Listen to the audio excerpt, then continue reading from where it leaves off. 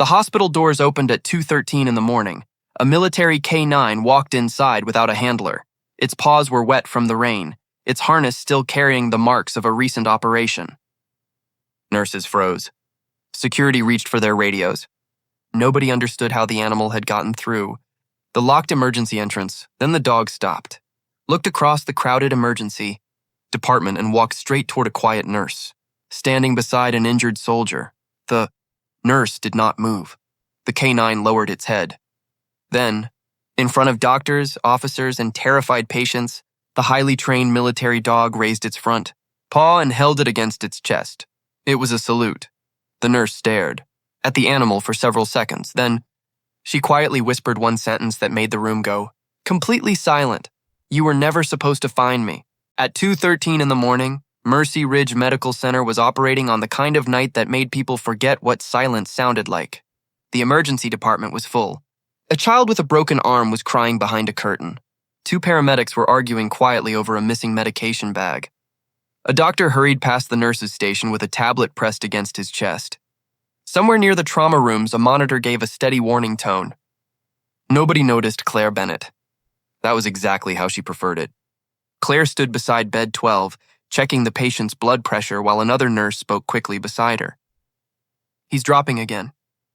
Claire looked at the monitor. "Not yet," the other nurse frowned. "What?" Claire adjusted the oxygen line. "His pressure is changing, but his breathing is still compensating." The nurse looked at the numbers again. Claire was right. She had learned years ago that monitors could tell you what was happening. People told you why. That distinction had saved lives. She finished her notes and stepped away. Claire was 32, with brown hair usually tied behind her head and a face that rarely revealed what she was thinking. She wore ordinary hospital scrubs, comfortable shoes, and an old watch with a scratched glass face. Nothing about her suggested military experience. Nothing about her suggested authority. And nothing about her suggested that she had spent years learning how to remain unnoticed. That was intentional. She had worked at Mercy Ridge for 11 months. During those 11 months, people had formed a simple opinion about her. Claire was dependable. Claire was quiet. Claire did not complain. Claire followed instructions. Nobody had ever asked what she had done before becoming a nurse. And Claire had never volunteered the answer. At 2:19, the ambulance doors opened. 2 paramedics pushed in a stretcher. A man lay on it wearing a dark tactical uniform beneath a hospital blanket. Claire looked at him once. Then she stopped. Not because of his injuries. Because of his boots, military. She looked at the uniform. Then at his hands. Then at the small strip of fabric still attached near his shoulder. She knew what unit he belonged to, but she said nothing. "Male, approximately 35, one paramedic said. Found near the North Highway. Vehicle accident. No identification at the scene. Vitals?" the doctor asked. "Unstable but responsive." Claire moved toward the bed. The patient opened his eyes. For less than a second, his gaze met hers. His expression changed. It was subtle, almost invisible, but Claire noticed. The man's lips moved. She leaned closer. "What did you say?" His voice was barely audible. "Don't," he swallowed. "Let them find me." Claire's eyes remained calm. "Who?" The patient closed his eyes. The monitor began to alarm. Doctors moved in. Claire stepped back. For the first time that night, she felt the old instinct returning. The instinct she had spent years trying to bury. Something was wrong. Not with the patient. With everything surrounding him. At the nurse's station, a phone rang. Security answered. Then the security officer looked toward the trauma bay. "Military command is asking about the patient." The emergency department became strangely quiet.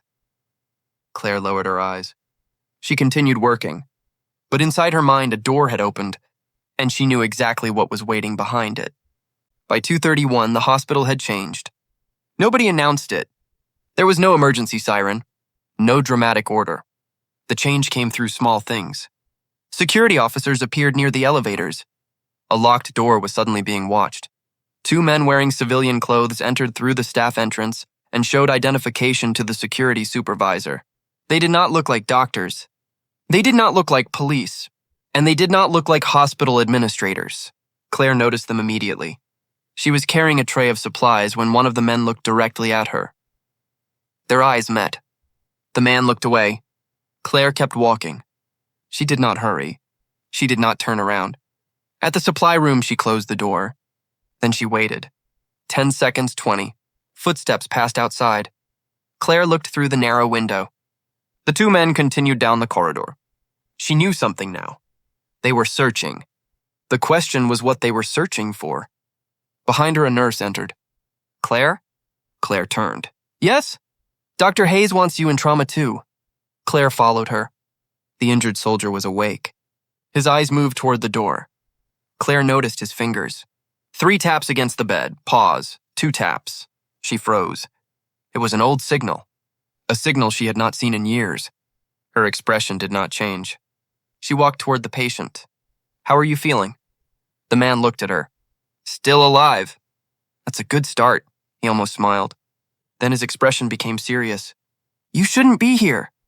Claire's hand stopped over the medication tray. I work here. You know what I mean. Claire looked toward the room's glass panel. 2 civilian men were visible in the hallway. She lowered her voice. Don't speak! The soldier understood. Claire checked his IV, then his oxygen. Then his pupils. To anyone watching, she was simply doing her job. But underneath that routine, her mind was moving quickly. The man's condition was stable. His injuries were serious, but not immediately fatal. So why had someone tried to reach him before the military had even officially arrived? That was the question. At 2:47, Dr. Hayes entered. Claire, I need you outside. She stepped into the corridor. What's happening? We have orders to restrict access to this floor. Why? Military security, Claire looked at him. Is that official? Apparently. Then they should have sent someone with proper credentials. Hayes stared at her. Claire, she said nothing. He lowered his voice. You are a nurse. Let security handle security. Claire nodded. Of course, she walked away. Hayes watched her. There was something strange about the way she had said it. Not defensive. Not afraid. Almost professional. As though she had heard the same order from 100 commanders before. At 2:56, a loud sound came from outside. Everyone turned. Rain hammered the windows. A vehicle had stopped near the emergency entrance. Then another. Security moved toward the doors. Claire looked up. Her heart rate changed. Not from fear, recognition. She had heard that engine before. Military transport. And whatever had arrived in that vehicle was about to change everything. The first sound was not a gunshot. It was a bark. One deep, controlled bark that echoed through the emergency department. Everyone stopped. A security guard turned toward the entrance. Where did that come from? Another bark. Then the emergency doors opened. A large military canine walked inside. It was wet from the rain. Its harness was torn. There was no handler beside it. The animal stopped just inside the entrance. Its chest rose and fell rapidly. Security approached cautiously. Easy. The dog ignored him. Another officer raised his hand. Nobody move. The canine looked around. Patients watched from their beds. Nurses stood frozen. A doctor whispered something to a colleague. The dog turned. It began walking. Not randomly. With purpose. Claire stood behind the nurse's station. She saw the animal before it saw her. And for the first time that night, her face changed. Only slightly. But enough. The canine stopped. Its ears lifted. It looked directly at Claire. Claire did not move. The dog took one step. Then another. Someone whispered, "Does anyone know that dog?" No one answered. The canine continued forward. Claire's breathing slowed. The animal stopped approximately 2 meters from her. For several seconds, they simply stared at each other. Then the dog lowered its head. Its posture changed. Its body became perfectly still. Claire's eyes softened. She remembered a different place. A different time. A different uniform. The dog raised one front paw, then held it against its chest. The emergency department went silent. Someone whispered, "Is that a salute?" Nobody answered. Claire looked at the animal. "Atlas!" The dog reacted immediately. It stepped forward. Claire crouched slowly. Atlas lowered his head toward her. She placed one hand against the side of his neck. The canine closed its eyes. Several people stared. Dr. Hayes looked confused. "You know this dog?" Claire stood. "Not exactly." "Claire," She looked at him. I said I know the dog. The distinction was deliberate. A military officer entered the hospital moments later. He was soaked from the rain and visibly shaken. He looked at Atlas, then at Claire. His face changed. Where did you come from? Claire remained silent. The officer approached.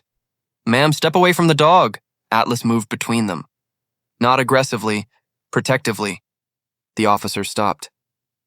Claire looked at Atlas. Easy. The dog immediately moved back. The officer stared at her.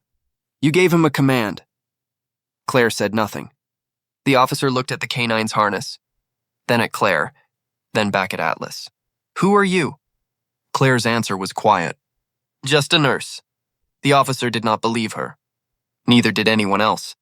But before he could ask another question, the monitor in Trauma 2 began screaming. The injured soldier was crashing. Claire turned instantly. The mystery would have to wait. The patient came first. The trauma room exploded into motion. Dr. Hayes shouted for additional blood. A nurse reached for equipment. Another doctor entered from the opposite side. Claire was already beside the patient. Pressure? 78 systolic. Pulse? 130. Claire looked at the patient's chest. Something was wrong. The numbers were changing too quickly. Stop. Nobody heard her. Stop! The room went quiet for half a second. Claire pointed toward the oxygen line. Check the connection. A respiratory therapist inspected it. The connection was loose. Air was escaping. The therapist fixed it. The monitor changed. Dr. Hayes looked at Claire. Good catch, Claire nodded. Then she noticed something else. The patient's medication line had been moved. She touched the tubing. This wasn't here before. The nurse beside her frowned. Are you sure? Yes. Claire's voice remained calm. Don't use it. Dr. Hayes looked at her. Why? I don't know yet. That answer was enough. The line was disconnected. A replacement was prepared. Claire looked toward the glass. One of the civilian men stood outside. He was watching the room. Claire met his eyes. The man turned away. She knew. Someone had accessed the patient's treatment area. And whoever it was had known exactly where to go. Claire stepped into the hallway. The military officer was waiting. You need to come with me. No. His expression hardened. You don't understand the situation. Claire looked at him. I understand it better than you think. He stared. Who trained you? She did not answer. Who trained you? Claire turned away. Keep your people away from Trauma 2. That's an order? No, she looked back. That's a warning. The officer became silent. A second officer approached him and whispered something. His face changed. What? The hospital security cameras. Claire looked at them. The second officer continued. Someone erased 14 minutes of footage. Claire's eyes narrowed. 14 minutes. Exactly enough time to enter the trauma wing, alter something, and leave. The first officer looked at Claire. You knew? No. You suspected? Claire did not answer. He stepped closer. Who are you? Before Claire could respond, Atlas appeared at the end of the corridor. The canine walked toward them. The officer looked down. Atlas ignored him. He stopped beside Claire. Claire looked at the dog. Atlas looked toward the trauma room. Then back at her. Claire understood. Someone was coming. Lock the corridor, she said. The officer stared. What? Now! Something in her voice changed. Not louder, stronger. The officer immediately turned. Lock it down. Security moved. The doors closed. For the first time, everyone obeyed Claire without questioning why. She looked at Atlas. The dog remained perfectly still. Claire whispered, not again.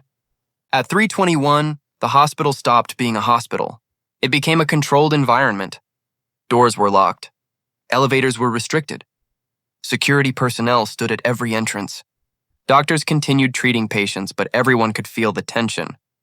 Claire moved through the emergency department without panic. She checked patients, adjusted medication, answered questions, and watched. The military officer, Major Daniel Reed, watched her too. He had spent 12 years in military service. He knew people who had been trained to stay calm. Claire was different. She was not pretending to be calm. She simply was. You're not a normal nurse, Reed said. Claire continued checking a patient's IV. I've never claimed to be. You knew military signals. I know many things. You gave commands to a K9. It obeyed. Why? Claire finally looked at him. Because it remembered. Reed frowned. Remembered what? Claire said nothing. Atlas was lying near the trauma room. His eyes remained closed.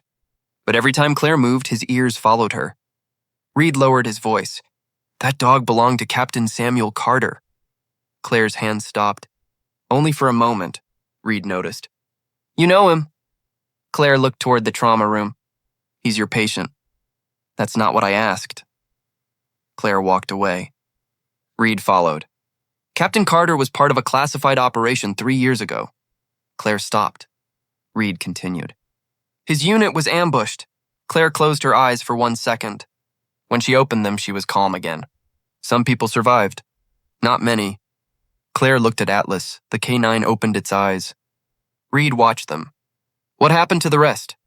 Claire's answer was barely audible. They never came home. Reed stared at her. How do you know that? Claire did not respond. A hospital alarm suddenly sounded. Security rushed toward the north corridor. Someone had attempted to open a restricted door. The officer looked at Claire. She was already moving. She reached the corridor and stopped. The door was closed. No one was there. Claire looked at the floor. A small piece of black fabric was caught beneath the door. She picked it up. Military material, but not from a standard uniform. Her expression hardened. Reed noticed. What is it? Something that shouldn't be here. Claire handed it to him. He examined it, then looked up. Special operations, Claire nodded. Yes. Reed became serious. You've seen this before. Claire said nothing. Claire, she finally looked at him. You should stop asking questions you may not want answered. Reed stared at her. Then he understood something. She wasn't afraid of being exposed. She was afraid of what would happen if she was. At 3:47, Claire finally entered the room where Atlas was resting. She closed the door behind her. The K9 lifted its head. Claire sat beside him. You shouldn't have come here. Atlas looked at her. Claire placed a hand against his harness. You were supposed to be retired. The dog breathed quietly. She looked at the damaged harness. You still carry his number. A small metal tag was attached beneath the strap. C-17. Claire touched it. 3 years earlier, she had worked with a military medical unit overseas. Her official role had been combat medic. Her unofficial role had been something else. She had been responsible for recovering wounded personnel from areas where normal evacuation was impossible. Captain Samuel Carter had been her commanding officer. Atlas had been his K9. Claire had worked with both. Then came the operation nobody discussed. Their team had been sent to retrieve a group of civilians trapped inside a collapsing facility. The mission failed, not because of the people inside, because someone had betrayed them. Claire remembered the radio going silent. She remembered Carter ordering everyone to withdraw. She remembered Atlas refusing to leave him. And she remembered the final message. Get them home. Claire had obeyed, but she had never forgiven herself for leaving. Months later, she left military service. She became Claire Bennett, a nurse, a quiet woman in an ordinary hospital. That was supposed to be the end. Until tonight. The door opened. Major Reed entered. I know, Claire looked up. Know what? Who you are? Claire stood. Reed held a tablet. I checked your credentials. Claire's expression did not change. Then you know. You were officially listed as deceased during the operation. Claire looked away. It was easier. Why? Because people stopped looking for dead people. Reed lowered the tablet. Why did you disappear? Claire looked toward Atlas. Because everyone I trusted was gone. Reed was silent. Then he said, Not everyone. Claire looked at him. Captain Carter survived. She stopped breathing for a moment. What? He was recovered 6 hours after the operation. Claire stared. Reed continued. He was placed under medical protection. Claire's eyes filled with disbelief. Why wasn't I told? Because someone inside the command structure wanted him hidden. Claire understood. The injured man in Trauma 2 was not simply a wounded soldier. He was a witness, and someone wanted him silenced. Atlas stood. He moved toward the door. Claire watched him. What is it? The K9 stared down the hallway. Reed reached for his radio. Security! Claire stopped him. No. Why? Because if someone is already inside, a radio call tells them we know. Reed looked at her. Claire took a breath. Let me see the security map. Reed handed her the tablet. Claire studied it. 5 seconds, 10. Then she pointed. Here. Reed frowned. That's a maintenance corridor. Exactly. You think they're using it? I think someone designed this hospital's blind spots. Reed looked at her. And you know how? Claire looked at him. Because I used to find people who hid in places like that. The maintenance corridor was empty. At least it looked empty. Claire walked slowly. Reed followed behind her. Atlas moved between them. Nobody spoke. They reached a locked service door. Claire stopped. She looked at the electronic panel. Someone opened this recently. Reed checked the system. 3 minutes ago. Claire looked at him. Then they're still close. A sound came from the other side. A metal object hitting the floor. Reed reached for his radio. Claire raised one finger. Wait. The sound came again. Then silence. Claire opened the door. Inside was a small utility room. Nothing appeared unusual. Then Atlas moved forward. He stopped beside a cabinet. Claire opened it. Inside was medical equipment and a hospital access badge. Reed picked it up. This belongs to one of the nurses. Claire's expression changed. Which one? Reed checked.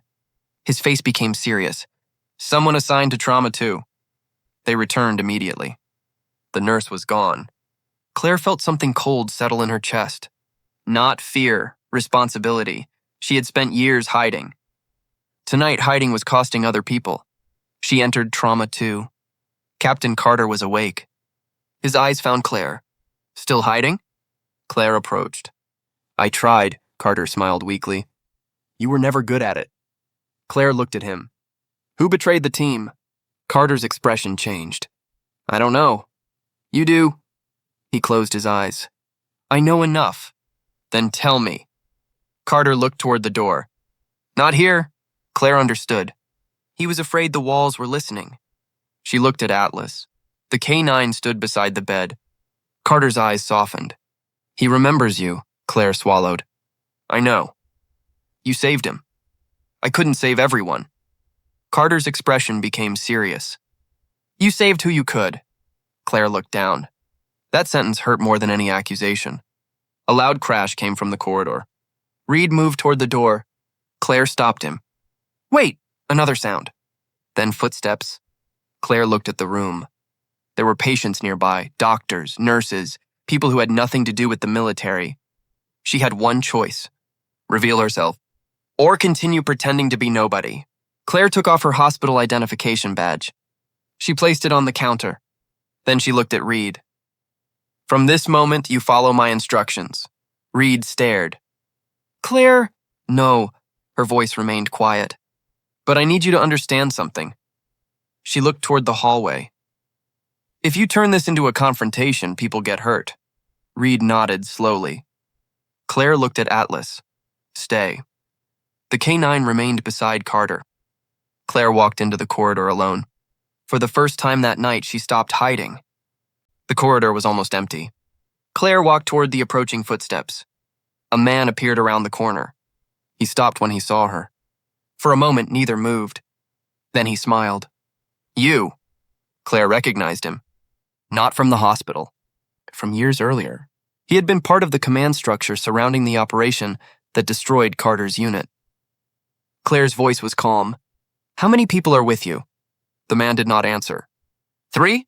Nothing. 4? His expression changed. Claire knew. 4, she continued. You don't want the patient.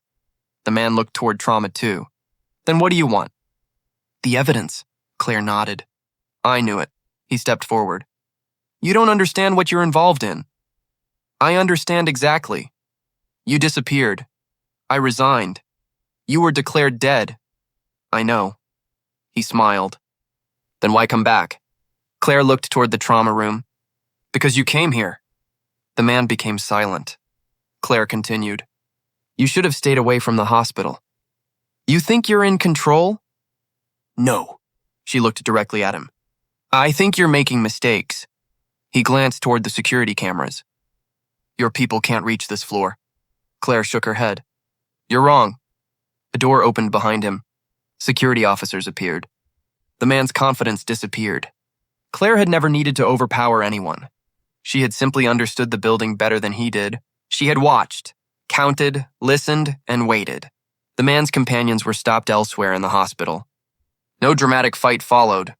No gunfire. No heroic display. Just controlled movement, orders, doors closing. People being separated. The crisis ended quietly because Claire had prevented it from becoming something worse. Major Reed approached. He looked at Claire differently now. Who were you? Claire hesitated. Then she answered. Captain Claire Bennett, Reed stared. Captain? She nodded. Former military medical officer. Carter's voice came from the room. Not just that, Claire looked back. Carter smiled faintly. She was the best field medic we had. Claire shook her head. Don't, Carter continued. She also commanded extraction teams. The corridor became silent. Several hospital employees had heard him. Dr. Hayes stood near the doorway. He looked at Claire. You were military? Claire nodded. For a long time. And you never told us? It wasn't relevant. Hayes looked at her. Tonight it was. Claire looked away. Tonight was different. Atlas walked out of Trauma 2. He approached Claire. Then he stopped directly in front of her. Again, the canine raised its paw. The same salute. Everyone watched. Claire stared at him. Then she slowly returned the gesture. Not a military salute, just a small nod. A private acknowledgement between two survivors. By 5:16 in the morning, the hospital was quiet again. Not peaceful, just quiet. The rain had stopped. Security remained posted outside the emergency entrance, but the immediate danger was over. Captain Carter was stable. The people responsible for the breach had been detained. The hospital staff were exhausted, and Claire was sitting alone in the break room. She had changed out of her uniform jacket. Her hands were wrapped around a paper cup of coffee she had forgotten to drink. Dr. Hayes entered. He stopped at the doorway. Can I sit? Claire nodded. He sat across from her. For several seconds, neither spoke. Then Hayes said, I owe you an apology. Claire looked at him. For what? For assuming you were just a nurse. Claire gave a small smile. I am a nurse, Hayes nodded. Yes, he looked down. But you're also something else. Claire looked at the window. I used to be. Does that distinction matter? It does to me, Hayes understood. Outside, Atlas was being prepared for transport. Military personnel stood around him, but the dog kept looking toward the hospital. Toward Claire. Hayes watched. He doesn't want to leave. Claire stood. He's not mine, she walked outside. Atlas immediately recognized her. Claire crouched beside him. You have to go home. The dog leaned toward her. Claire placed her forehead briefly against his. No more missions. Atlas remained still. The handler watched quietly. Claire whispered, You're done. The dog finally turned. He took several steps toward the vehicle, then stopped. He looked back. Claire stood. The handler looked at her. Ma'am, Claire nodded. Atlas climbed inside. The door closed. The vehicle slowly moved away. Claire watched until the lights disappeared. Major Reed approached. Command wants to speak with you. Claire shook her head. I don't want recognition. They know what you did. That's enough. They want you back. Claire looked at him. No. Why? She looked through the hospital windows. A nurse was helping an elderly patient. Another nurse was preparing medication. A doctor was speaking quietly with a family. This is where I belong now. Reed nodded. He understood. Not everyone who leaves the battlefield stops serving. Some people simply change uniforms. At 5:42, Claire returned to the emergency department. Nobody applauded. Nobody gathered around her. Nobody asked for photographs. The hospital simply continued. A patient needed water. Another needed medication. Someone needed a blanket. Claire walked back to the nurse's station. Her old identification badge was still sitting on the counter. She picked it up. Claire Bennett. Registered nurse, she placed it around her neck. Dr. Hayes passed her. He stopped. Ready? Claire looked at the department. Always, he smiled. Then he walked away. Claire checked the next patient's chart. The night had changed her, but not in the way people expected. She did not suddenly become louder. She did not start giving orders. She did not tell everyone what she had done. She simply continued working. At 6:03, the first sunlight appeared through the windows. The hospital became gold for a few seconds. Claire stood near the glass. Outside, the military vehicle carrying Atlas was already far down the road. She wondered if the dog would remember her. She knew the answer. Animals remembered differently than people. They did not care about medals. They did not care about rank. They remembered voices, hands, smells, moments of safety. Atlas had remembered the woman who once walked into danger because someone else could not walk out. That was why he had saluted. Not because Claire wanted recognition, because he recognized her. Claire returned to the nurse's station. A young nurse approached. Claire? Yes? I heard what happened. Claire waited. The young nurse smiled. Thank you. Claire looked at her. For what? For keeping everyone safe. Claire shook her head. We all did our jobs, the young nurse nodded. Then she returned to work. Claire watched her go. No applause. No cameras. No ceremony. Just another shift. Another hospital. Another morning. And a woman who had once carried a military rank now carried a tray of medications through a quiet emergency department. Nobody needed to know everything she had been. Maybe that was the point, because some people serve for recognition.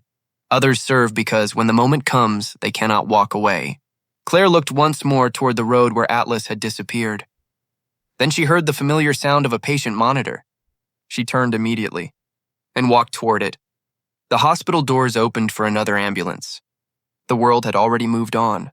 So did Claire, quietly, without a uniform, without a medal, without anyone knowing that the nurse they had ignored all night had once been trusted with the lives of soldiers in places where nobody else could reach them.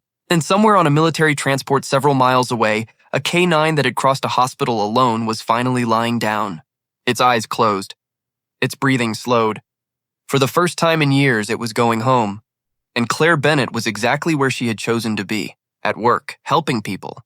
Still serving, still unseen, just the way she wanted.